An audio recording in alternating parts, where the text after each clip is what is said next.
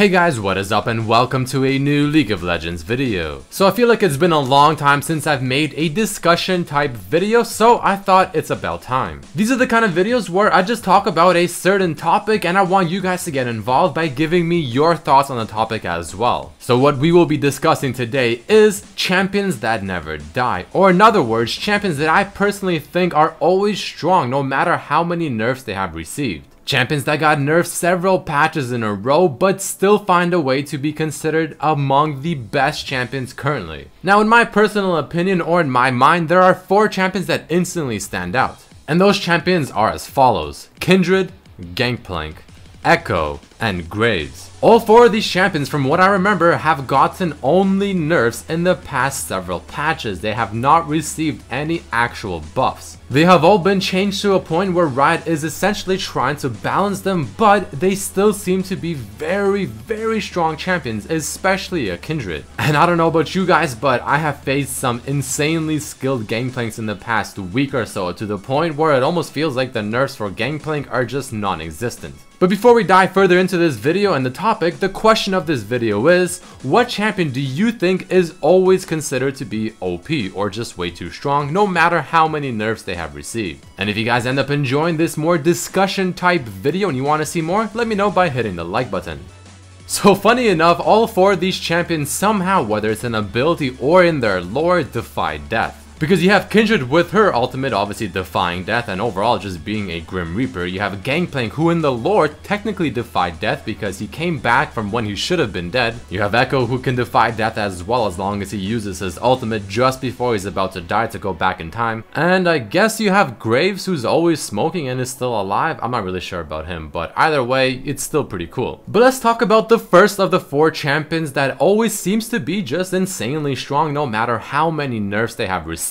Kindred. This is a very interesting champion to me because, as you see on your screen, she has gotten several nerfs over the course of several patches. She, he, or they, or whatever just consistently seem to be among the best champions to play in almost every single patch for the past several patches. And even as we speak right now, I still personally consider Kindred to be the best and scariest or strongest champion as of patch 6.10. But what about Kindred makes this champion just consistently so strong, even though they get nerfed over and over? I have to say, to me, the biggest reason is the fact that it's an ADC champion that also can jungle extremely successfully. All of the percent damage built into their kit, they have a dash that has a very low cooldown with a W that does a lot of damage that's annoying to deal with. The ultimate, which in my opinion is one of the most annoying abilities in the game because playing around it, if it's on the enemy team, is just so darn difficult. The slow provided on Kindred as well from the E ability, even though it's a ranged champion with plenty gap closers, is quite good as well. So I don't know, you put everything together and Kindred feels like an insanely strong champion, to the point where apparently Riot is just not able to nerf this champion to put him in a decent spot, one where it's not underpowered but not overpowered, and I feel like it will never happen. Because based on how things have been going so far, I feel like Kindred is just one of those champions that will be either extremely strong or extremely underpowered, never in the middle. But let's move on to the next champion I want to discuss, champion number 2 of the 4, Echo.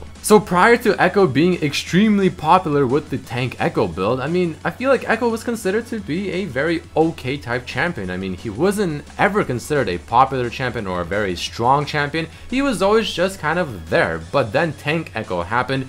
Everyone started to realize, you know what? On top of being really strong with these tank items, his kit just seems to be really good. And now ever since his popularity just absolutely exploded because of tank Echo, even if you don't build him tank, he still feels really good because his kit now, it just feels insanely strong. Think about it, he's technically supposed to be an assassin champion, but what does he have? He has a double dash which can go over walls and teleports to a target which can also dodge abilities. His passive does a lot of damage on the 3rd proc while also slowing the opponent and giving him move speed, not that he really needs a whole lot. His W passive gives him percent damage against tanks while still having an active effect that potentially gives him a ridiculously strong AoE stun, which on an assassin champion is definitely a little bit weird. And you have his ultimate, because if everything goes wrong, well, why not take something that Zed has but also add a heal, which is pretty much what Echo Ultimate is. Because you go back in time, just like Zed does, you go back to some other area that you used to be in, more or less you are probably safe, while Echo also has the potential to use it offensively and deal insane amount of AoE damage. So yeah, his kit clearly does feel a little bit overloaded. Now don't get me wrong, I absolutely love Echo. He's one of my favorite champions to play in League of Legends, and I pray that they don't nerf him down to the ground because I love this guy. But you can't really deny the fact that it does feel like his kit seems a little bit overloaded ever since Tank Echo became popular and people realized, you know what, even though Tank Echo is ridiculously strong,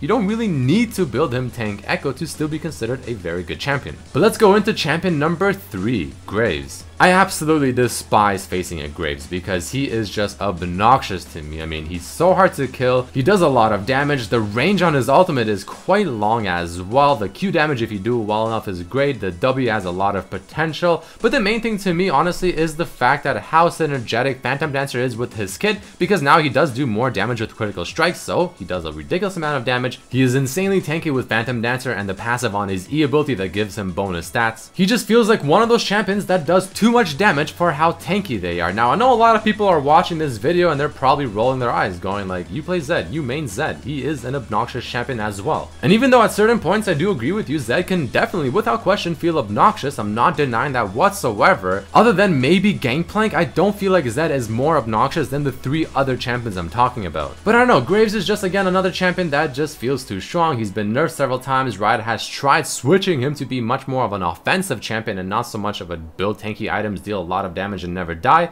Doesn't seem to work, and it feels like he maybe even got stronger. And the final champion I'll be talking about in this video is Gangplank, another champion who has been considered a top pick for a very long time, but he finally got nerfed to the point where everyone thought he would be dead.